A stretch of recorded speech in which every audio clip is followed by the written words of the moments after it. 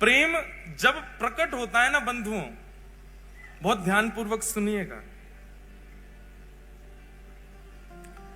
प्रेम जब प्रारंभ होता है तो प्रारंभ में विपरीत अवस्था भी अच्छी लगती है। प्रेम जब प्रारंभ होता है तो प्रेमी को रात में निद्रा भी ना मिले तो भी अच्छा लगता है, भोजन ना मिले तो भी अच्छा लगता है, पानी ना मिले तो भी अच्छा लगता है, अनुकूल वातावरण का कमरा ना मिले, बिना एसी का कमरा मिल जाए तो भी अच्छा लगता है, बस प्रेमी संग होना चाहिए। प्रेम की प्रथम अवस्था है। प्रेम की द्वितीय अवस्था जब प्रारंभ होती है तो प्रेमी की परीक्षाएं शुरू होती हैं। फिर जो प्रेमी है वो इस अवस्था में आ जाता है कि वो अपने प्रेम को तो मान चुका है कि मैं इससे बहुत प्रेम करता हूं, वो सामने वाला मुझसे प्रेम करता है कि नहीं, उसकी परीक्षाएं लेना प्रारंभ करता है। फिर वो ऐसा कुछ करता है कि जिससे पता चले कि ये मुझसे प्रेम करता है कि नहीं। तीसरी अवस्था में रूठना, मनाना, मान लीला प्रारंभ हो जाती है। चौथी अवस्था में स्वीकारीकरण और विश्वास आ जाता है। पांचवी अवस्था में प्रेम अब पुष्टता की ओर बढ़ता है तो दोनों में वियोग की भावना, संयोग वियोग, कभी राजी कभी रूठ गए, कभी राजी कभी रूठ, संयोग वियोगात्मक भाव रहता है। छठवीं अवस्था में प्रेम विरह प्रदान करता है। कोई भी एक थोड़ा दूर हो जाएगा। अगर प्रेम सच्चा होगा तो विरह प्रारंभ होगा। प्रेम केवल बहाना रहा होगा या केवल आसक्ति रही होगी तो उस विरह से किसी को भी फर्क नहीं पड़ेगा। छठवीं अवस्था का प्रेम प्रारंभ होते ही अगर प्रेम सच्चा है तो विरह आएगा। सातवीं अवस्था में व्याकुलता आ जाएगी। अब पहले तो अच्छा लग रहा था इसलिए भोजन भी मन नहीं होता था, सोने का मन नहीं होता था, पर अब व्याकुलता इतनी बढ़ गई है, व्याकुलता के कारण भोजन नहीं प्रिय लगता, निद्रा नहीं प्रिय लगती। प्रेम की आठवीं अवस्था ये हो जाती है कि चिंतन करते करते करते करते प्रेमी का जित देखूं उतित श्याममयी है, जिसको देखते हैं उसमें प्रेमी दिखने लग जाता है। इसकी चाल मेरे प्रेमी जैसी है, इसका मुख मेरे प्रेमी जैसा है, वो हंसता था तो ऐसे ही हंसता था, वो बैठता था तो ऐसे ही बैठता था, वो बोलता था तो ऐसे ही बोलता था। प्रेम की नौवीं अवस्था जब आ जाती है तो प्रेम प्रगाढ़ और वियोग की चरम स्थिति आ जाती है। तब व्यक्ति जड़ और चेतन का भी भ्रांति नहीं रख पाता, जड़ से भी पूछने लग जाता है, जड़ से भी चर्चा करने लग जाता है, जैसी गोपियों की हो गई थी। भगवान के वियोग में वृक्षों से पूछ रही हैं, तुमने श्याम सुंदर को देखा? तुलसी से पूछ रही हैं, अरे तेरे बिना तो वो भोजन ही नहीं करते, तूने उनको देखा? मयूर से पूछती हैं, तुमने उनको देखा? तुझे तो सिर पे धारण करते हैं। प्रेम की नौवीं अवस्था आ जाती है और प्रेम की जब 10वीं अवस्था प्रारंभ होती है तो प्रेमी अपने प्रेमी का चिंतन करते करते करते करते करते करते प्रेम विगलित होने लग जाता है। जैसे एक मोमबत्ती में अग्नि प्रज्वलित करने पर वो पिघलने लग जाती है, ऐसे प्रेमी के सर्वांगीण अंग पिघलने लग जाते हैं। बहुत ध्यानपूर्वक सुनिए, कोई चर्चा मत कीजिए, हमारी प्रार्थना है। ठाकुर जी ने जब कथा में बैठना और श्रवण करना प्रारंभ किया तो ब्रजवासियों की याद आने लगी, अपनी लीला सुन के मुस्कुराने लगे, अच्छा सा लगने लगा। फिर विपरीत अवस्था भी अच्छी लगने लगी। धीरे धीरे धीरे कथा आगे बढ़ने लगी। ठाकुर जी उन अवस्थाओं को पार करते गए। पार करते करते 6वीं 7वीं अवस्था में आकर के ठाकुर जी अपना हृदय पकड़ करके सहलाने लगे, ब्रजवासियों की याद आने लगी। 7वीं 8वीं अवस्था आते ही श्री ठाकुर जी के नेत्रों से अश्रुबिंदु गिरने लगे। सभागृह में दिखने वाली ब्रज जैसी कोई भी वस्तु उसको ठाकुर जी जा जा करके अपने हृदय से लगाने लगे। मेरी मैया कहां है, मेरे बाबा कहां है, मधुमंगल श्रीदामा सब कहां है। इस प्रकार ठाकुर जी ढूंढने लगे। अपनी पटरानियों में ही किसी के रूप को देख करके कहते हैं श्रीदामा ऐसो ही लगे, मेरो मधुमंगल ऐसो ही दिखे। रोहिणी मैया को देख के यशोदा मैया ऐसी लगे।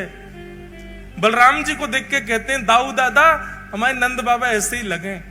ठाकुर जी की ऐसी अवस्था प्रकट हो गई।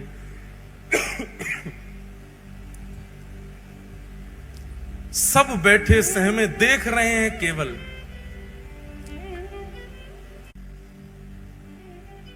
जैसे ही विरह की प्रेम की 10वीं अवस्था प्रारंभ हुई,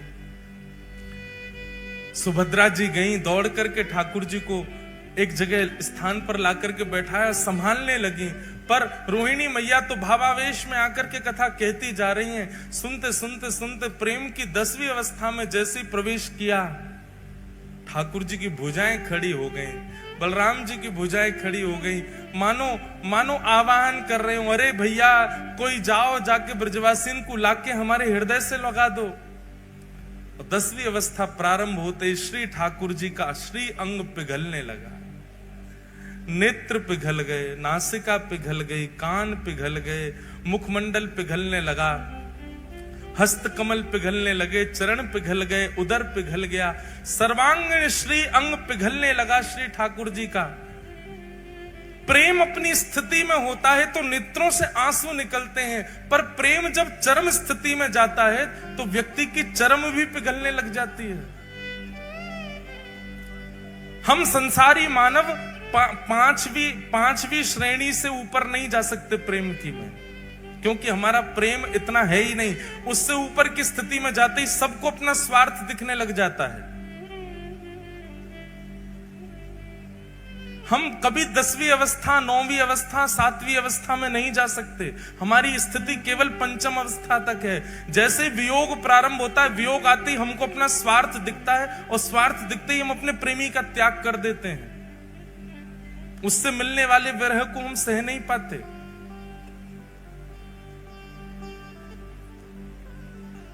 ठाकुर जी का श्री अंग पिघलने लगा। ठाकुर जी की इस अवस्था को देख करके देवता त्राहि माम करके दौड़ने लगे। दौड़े दौड़े गए श्री नारद जी के पास, और नारद जी से जाके कहा, नारद जी कुछ करिए। अगर रोहिणी मैया की कथा को अभी रोका नहीं गया तो श्री ठाकुर जी संपूर्ण जल निमग्न हो जाएंगे। तुरंत नारद जी महाराज आए। कथा इतनी प्रबल स्थिति में पहुंच चुकी है कि वहां जाकर के विक्षेप नहीं डाल सकता कोई। पर श्री नारद जी महाराज ने ठाकुर जी की स्थिति को देखा, और देखते हुए तुरंत रोहिणी मैया के चरणों में प्रणाम करते हुए, अपना करताल बजाते हुए रोहिणी मैया के भाव को भंग किया। नेत्र खुले रोहिणी मैया के, नेत्रों से विरल अश्रुधार गिर रही है, लाल पड़ गए नेत्र। नारद जी आप तो कथा के इतने रसिक हैं, फिर कथा में विघ्न कैसा? नारद जी महाराज ने इशारा किया, मैया सामने देखो। पीछे बैठे द्वारिकाधीश बलभद्र और सुभद्रा, तीनों प्रेम की 10वीं अवस्था पार कर चुके हैं। उनका श्री अंग पिघल रहा है। यदि मैं आपकी कथा को थोड़ी देर और नहीं रोकता तो तीनों जल निमग्न हो जाते, नदी बनकर के बहने लगते। बंधुओं, द्वारिका कभी जाइएगा तो गोपी तालाब का दर्शन कीजिएगा। कृष्ण विरह में गोपियां जल निमग्न हो गईं। बिंदु सरोवर का कभी दर्शन कीजिएगा, वहीं पर सिद्धता नाम की नदी है, जो कि भगवान श्री कपिल की मैया देवहूति माता प्रेम की अवस्था पार करके नदी बन के बहने लगी। कालिंदी प्रेम की अवस्था पार करके नदी बन के यमुना जी बन गई।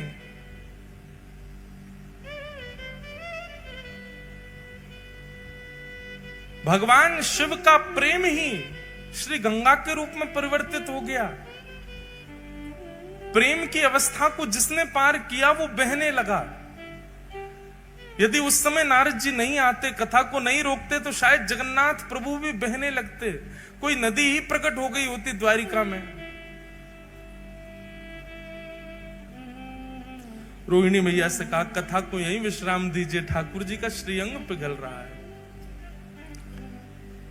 सब दौड़ करके गए, देखा बलभद्र, सुभद्रा और श्री जगन्नाथ, श्री द्वारिकाधीश, तीनों का श्री अंग प्रेम विगलित हो गया।